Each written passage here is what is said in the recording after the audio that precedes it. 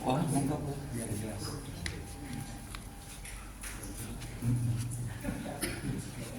Nanti diingat ya. Biar nggak lupa diingat. Gak jelas Ustaz. Saya gak pernah denger soalnya.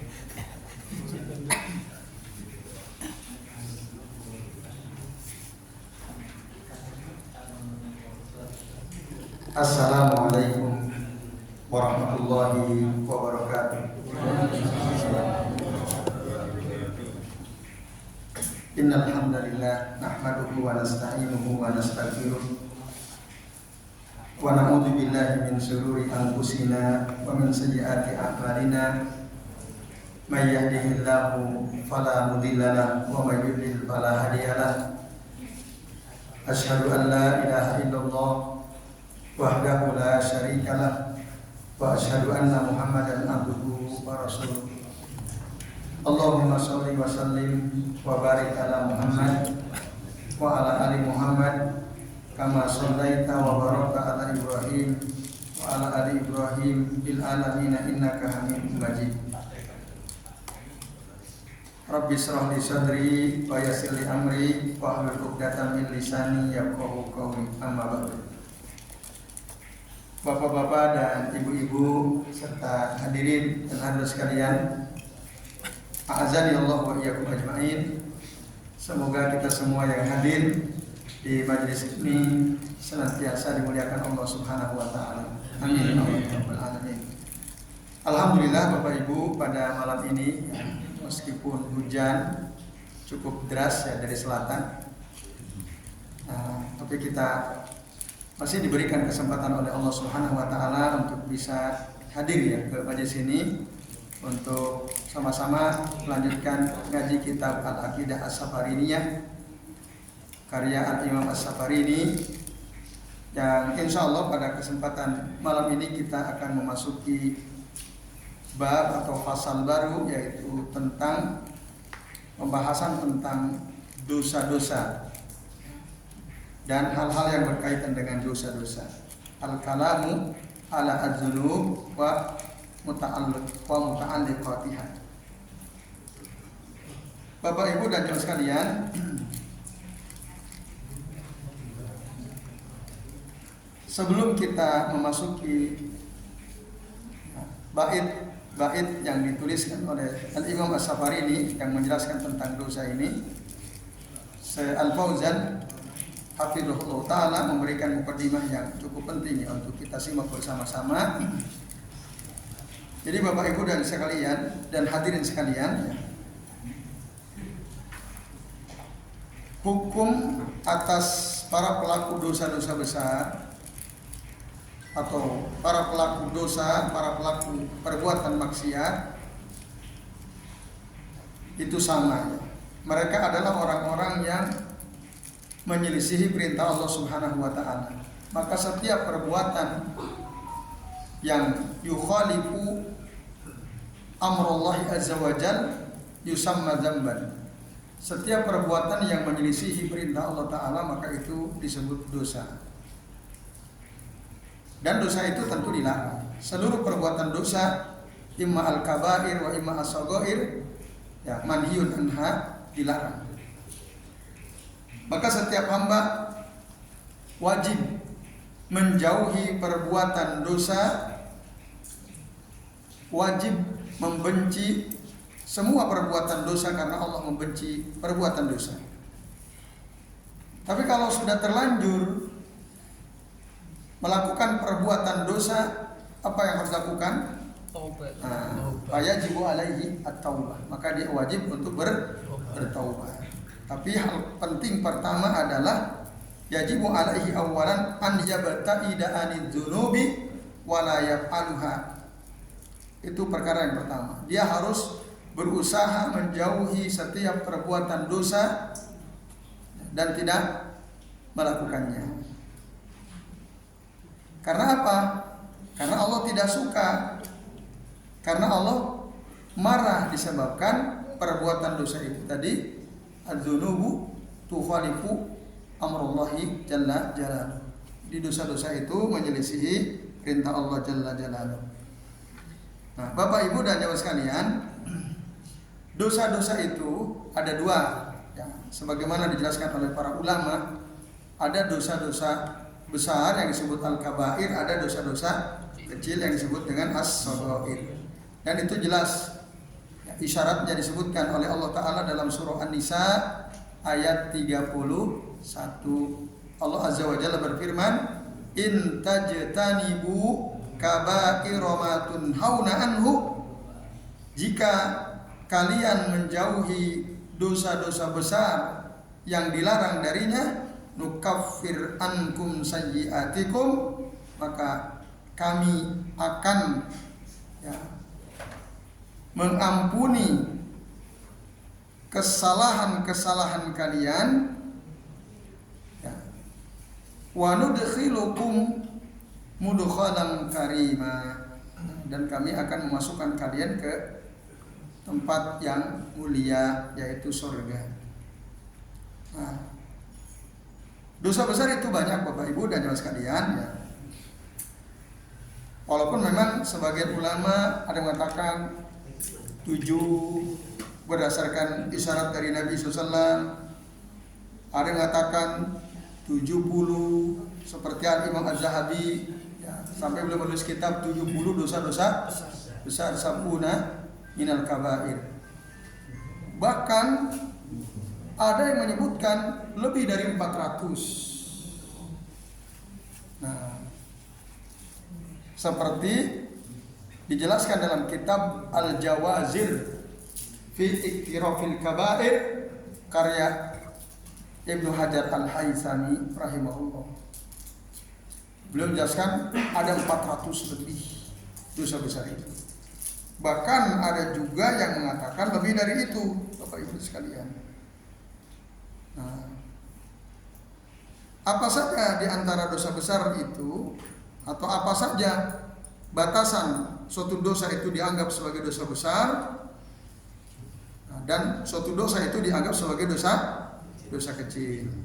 Nah, para ulama menjelaskan Bapak Ibu, termasuk Syekh Al-Fauzan dalam kitab beliau ini, beliau memberikan, ya, rincian bahwa suatu dosa itu dianggap minal kabair, dosa besar, jika perbuatan dosa tersebut berakibat pada adanya hukuman di dunia, ada hadnya di dunia, atau ada ancamannya di akhirat.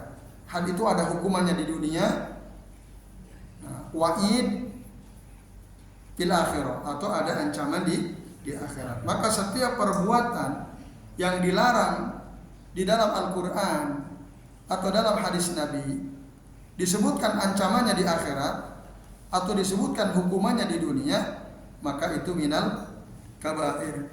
Contoh, misalnya sekalian, mencuri itu dalam Al-Quran disebut nggak hukumannya? Potong tangan. As-sariqu was-sariqatu faqta'u aydiyahuma. Pencuri laki-laki perempuan, potonglah tangan keduanya. Itu contohnya. Atau zina, dirajam kalau sudah nikah, atau dicambuk 100 kali, dijilid 100 kali, ya, bagi yang belum nikah. Atau orang yang menuduh orang lain telah berbuat zina tanpa bukti, tanpa saksi. Dalam Al-Quran disebutkan, hukuman mereka ada fajlidu samanina jalda, jilid mereka 80 kali cambukan. Nah, itu adalah termasuk dosa-dosa besar.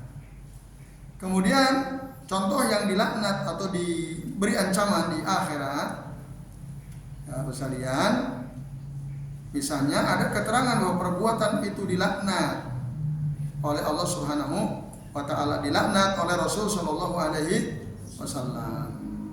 Contoh misalnya orang-orang yang membuat patung, lukisan makhluk bernyawa, termasuk orang-orang yang mencela kedua orang tuanya, orang-orang yang melindungi para pelaku bid'ah, atau membiarkan perbuatan bid'ah, tidak diingatkan, dibiarin.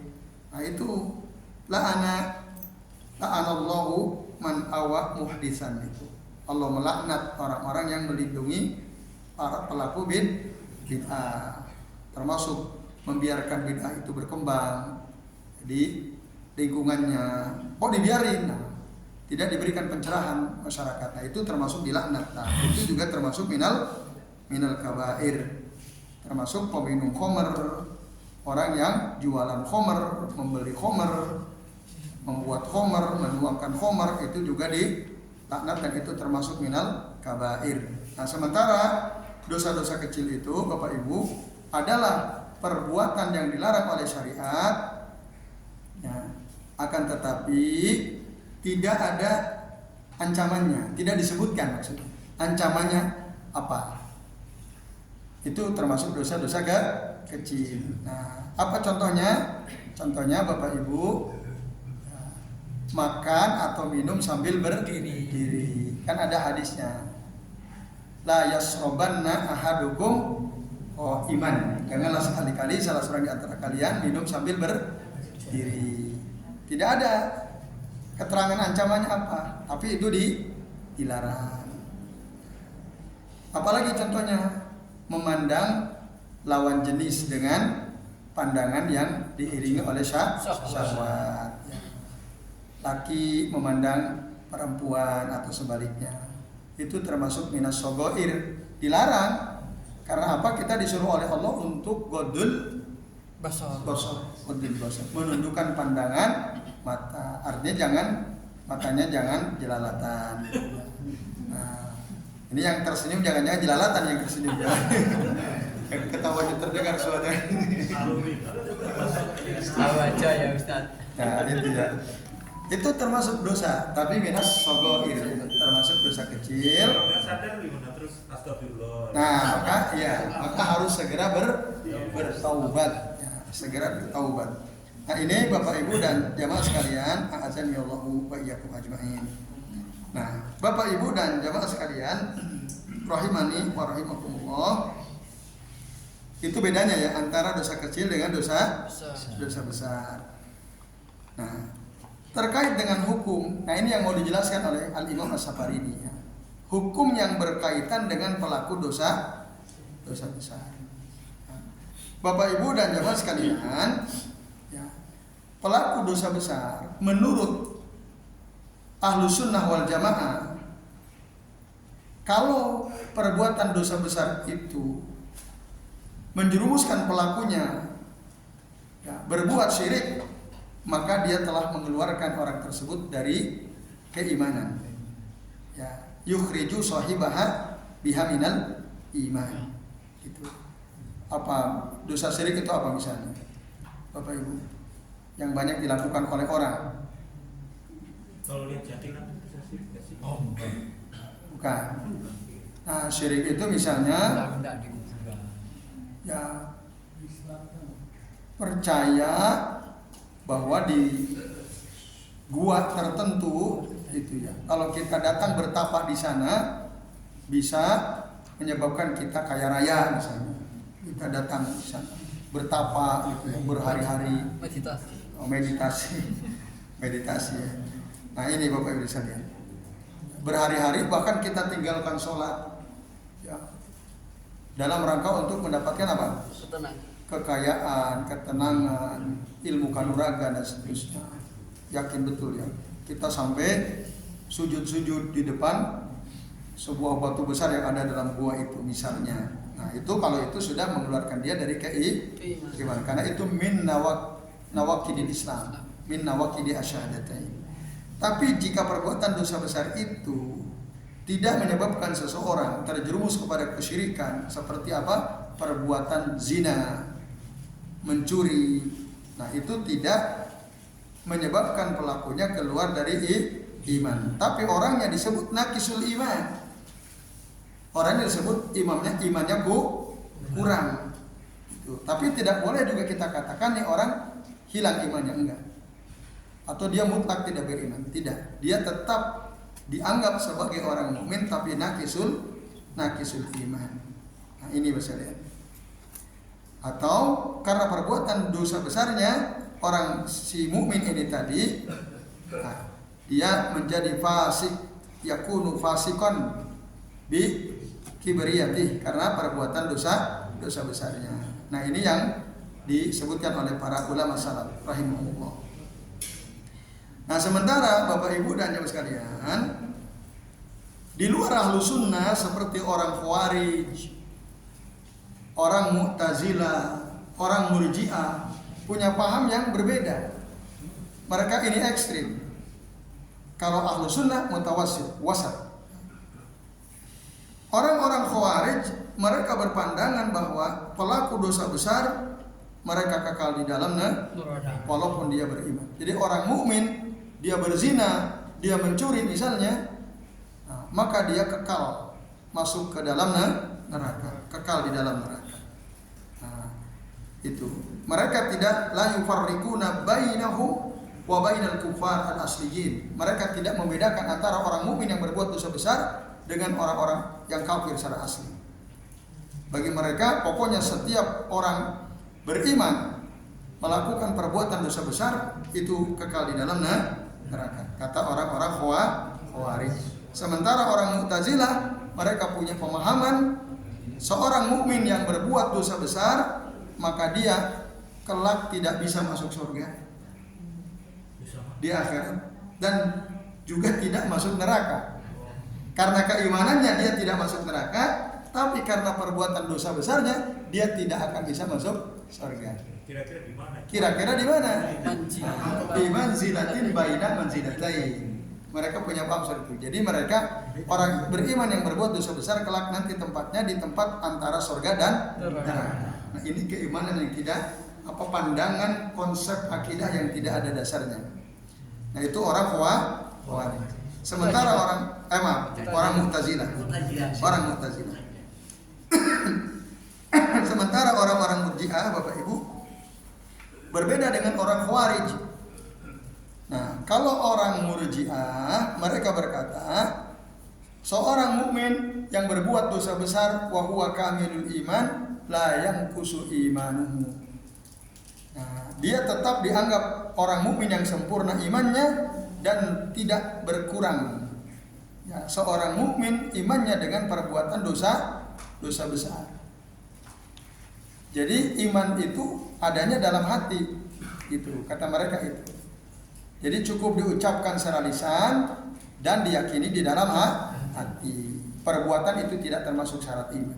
Makanya kalau ada orang berbuat dosa besar, dia sudah ngaku beriman, imannya tetap sempurna dan tidak berkurang. Nah, ini Murji'ah juga adalah kelompok menyimpang, Bapak Ibu dan sekalian.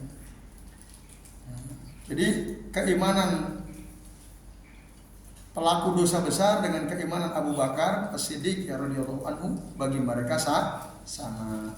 Nah, ini Bapak Ibu, sementara Ahlus Sunnah wal Jamaah tadi ya, orang mukmin yang berbuat dosa besar maka disebut fasik atau naqisul iman. Imannya berkurang. Dia masuk neraka jika Allah mengendaki, tapi tidak akan kekal di dalam neraka kalau dia ada iman. Baik, itu mukadimah untuk bisa memahami dengan baik ya syair-syair atau bait-bait yang akan kita bahas dalam bab ini. Baik, kita masuk ke bait yang ke-79. Qala al-mu'allif rahimahullah, penulis kitab ini yaitu Al-Imam As-Safarini, semoga Allah merahmati beliau mengatakan wa yabsuqu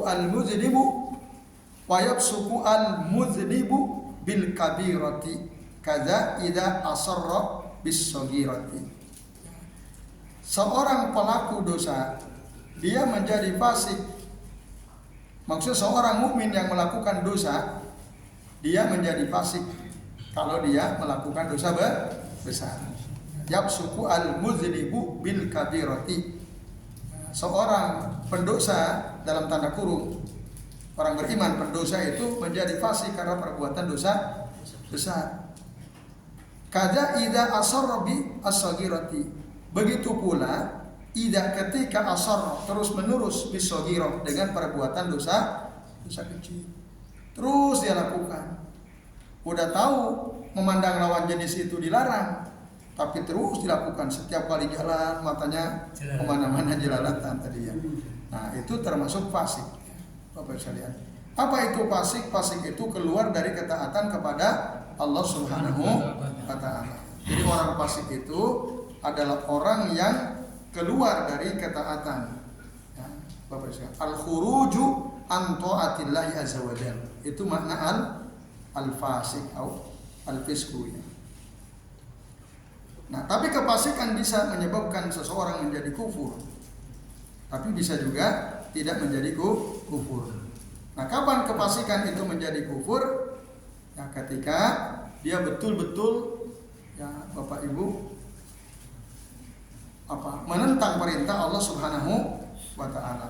Ya, sebagaimana iblis disuruh untuk sujud kepada Adam oleh Allah, tapi mereka tidak mau. Nah, kefasikannya menyebabkan dia kafir. Sementara ada kefasikan dunan kufur, ya. Seperti siapa atau seperti apa? Perbuatan-perbuatan maksiat atau dosa yang dilakukan oleh al-muwahhidun, ya, orang-orang yang bertauhid. Ini. Itu. Kemudian tadi, dan yang termasuk menjadi fasik adalah kada idza asara bisaghir, ketika demikian juga ketika seseorang itu terus-menerus berbuat dosa kecil. Maka para ulama mengatakan, Bapak Ibu, yaqulu al ulama la kabirata ma'al istighfar wala saghirata ma'al israr. Tidak ada dosa besar kalau dia selalu beristighfar, dan tidak ada dosa kecil ma'al israr kalau itu dilakukan terus dilakukan. Ya, dia ngerasa ini cuma dosa kecil, tidak merasa takut, tidak merasa bersalah. Nah, maka itu pun orangnya menjadi fasik dan bahkan dosanya menjadi dosa besar. Oleh karenanya sebagai seorang mukmin, Bapak Ibu, jangan pernah kita menganggap remeh perbuatan dosa. Ya. Jangan pernah menganggap remeh perbuatan dosa. Karena itulah konsep orang mukmin, ya Bapak sekalian. Jadi orang beriman itu dia tidak pernah ya memandang dosa itu remeh. Sebagaimana disebutkan dalam hadis yang dikeluarkan oleh Imam Al-Bukhari, oleh Imam Ahmad, oleh Imam At-Tirmidzi dari Abdullah bin Mas'ud radhiyallahu anhu, mengatakan innal mu'mina yara dzunubahu ka'annahu ya qaidun atau ka'annahu ya qaidun tahta jabalin. Orang mukmin itu dia melihat dosa-dosanya ya, seakan-akan dia itu duduk di bawah sebuah gunung. Ya khaufu an yaqa alaih. Lalu dia takut sekali gunung itu batunya jatuh menimpa di dirinya. Bapak Ibu sekalian, kalau ada gunung itu batunya sudah mau lepas, mau menggelinding ke bawah. Kalau kita duduk di bawah gunung itu, kira-kira kita duduknya nyaman atau tidak? Tidak. Pasti penuh ketakutan. Nah, begitulah konsep orang beriman terhadap dosa. Yara dzunubahu ka'annahu qa'idun tahta jabalin yakhafuan yaqa'a alaih. Nah, sementara al-fasiku, orang fasik atau al-fajiru itu yara dzunubahu kadzubabin. Dia memandang dosa-dosanya itu seperti seekor lalat. Ya. Waqa'a ala anfi, yang hinggap di hidungnya. Qala bihi hakadza fatar. Kalau dia mengatakan cukup dikibasi tangannya aja, maka lalat itu akan terbang. Ya. Jadi orang fasik begitu, menganggap dosa itu remeh. Nah, kalau kita kok sering meremehkan perbuatan dosa, berarti kita ini termasuk orang fasik. Tapi kalau kita mau berbuat dosa takut gitu ya, atau aduh ya Allah tadi kenapa saya melakukan ini, nah, kita merasa khawatir, berarti kita betul-betul orang beriman. Nah ini Bapak Ibu dan jemaah sekalian, azan ya Allah wa iyyakum ajmain, maka janganlah kita sebagai orang mukmin meremehkan perbuatan dosa meskipun itu kecil. Jika tidak, maka kita bisa berarti asarra di as-saghirah, terus-menerus berbuat dosa kecil, dan ini membahayakan kita bisa termasuk orang-orang fasik. Jadi saya kira demikian sementara Bapak Ibu, karena sudah tiba waktu Isya, kita rehat sejenak untuk azan Isya. Nanti insya Allah masih ada sedikit waktu, kita lanjutkan. Monggo yang bertugas sebagai muadzin, kami persilakan.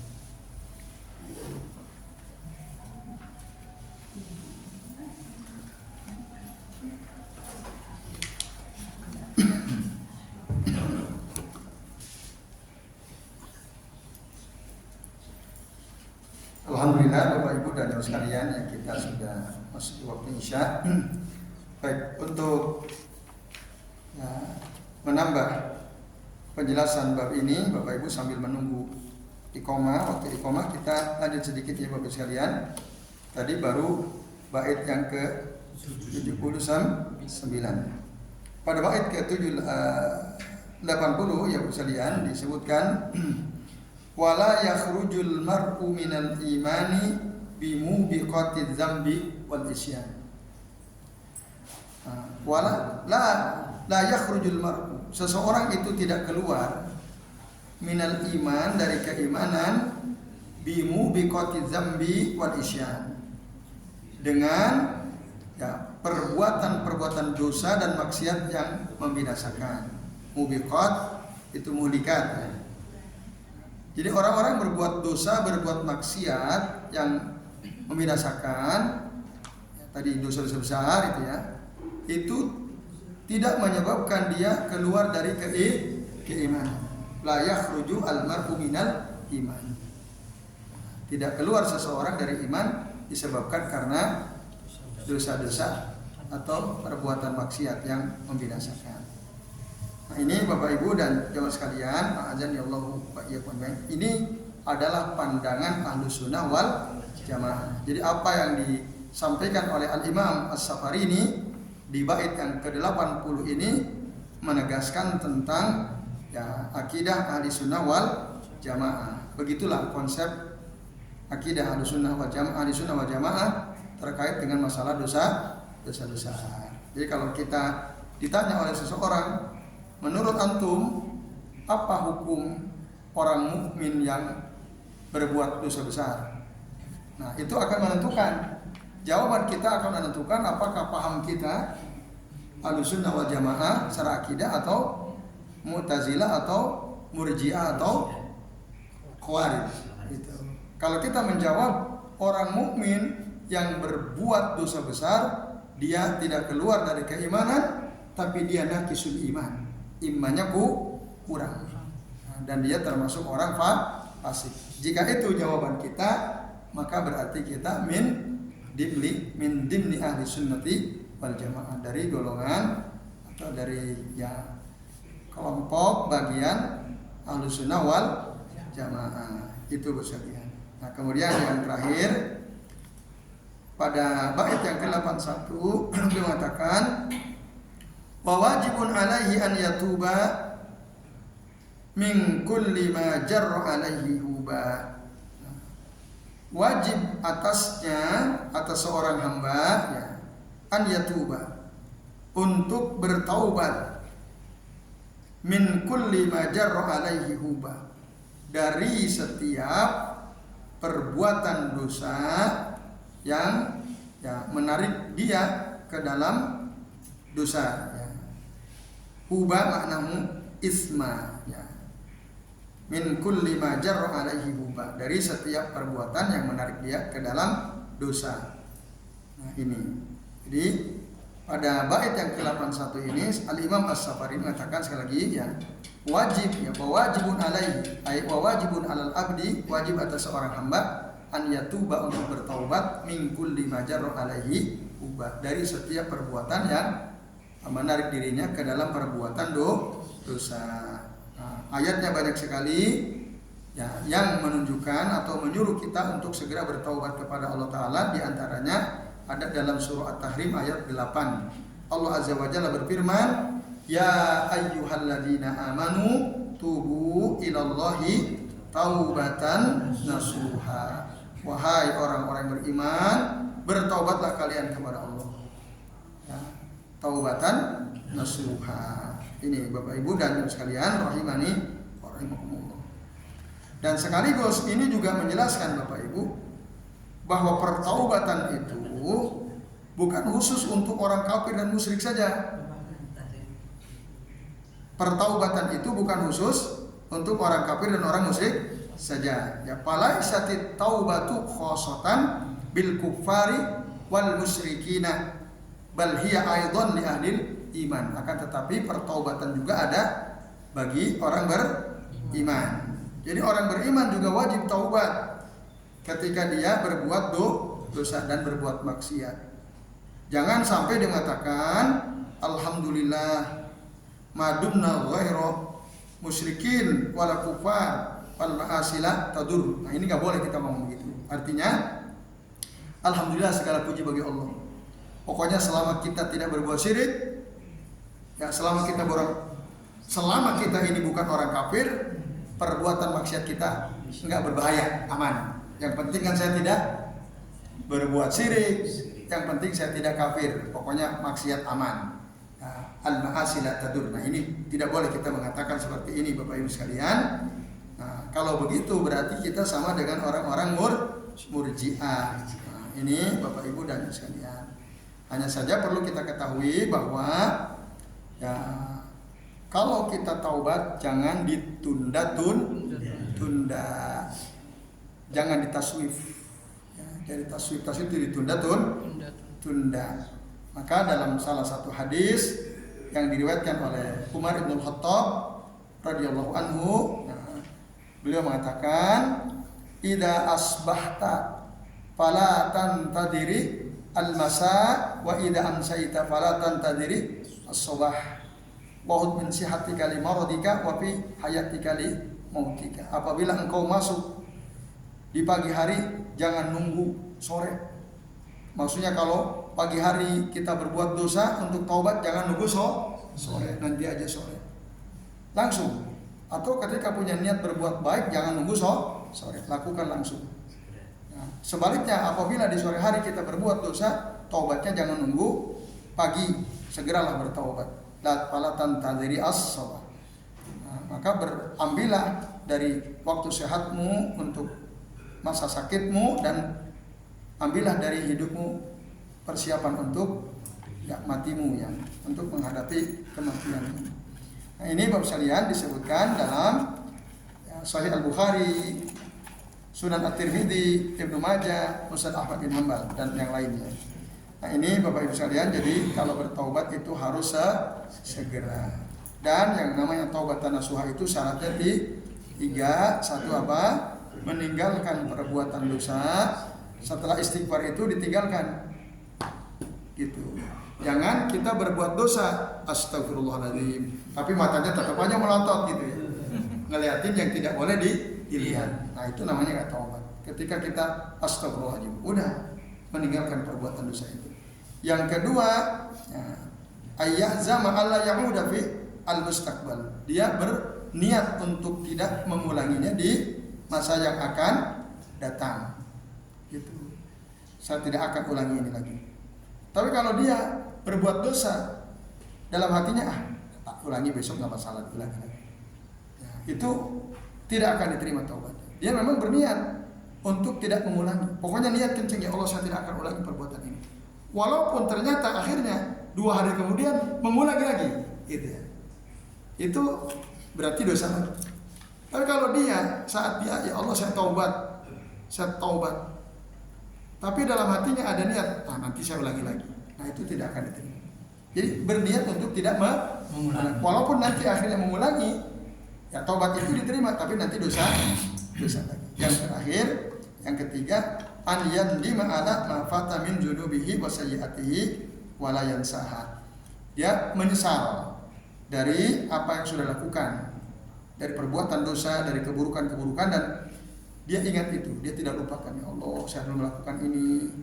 Ya Allah, saya menyesal sekali ya Rabb, dan seterusnya. Nah, itulah syarat ya taubatan nasuha jika itu berkaitan dengan hak Allah Azza wa Jalla. Nah, sementara kalau kita bertaubat taubatan nasuha yang berkaitan dengan haknya hamba, ada syarat yang keempat, yaitu minta maaf, ya, minta penghalalan dari orang yang kita zalimi. Kalau masih memungkinkan, kita datangi orangnya, fulan, saya mohon maaf ya, selama ini kalau saya berbuat dosa kepadamu, tolong dimaafkan.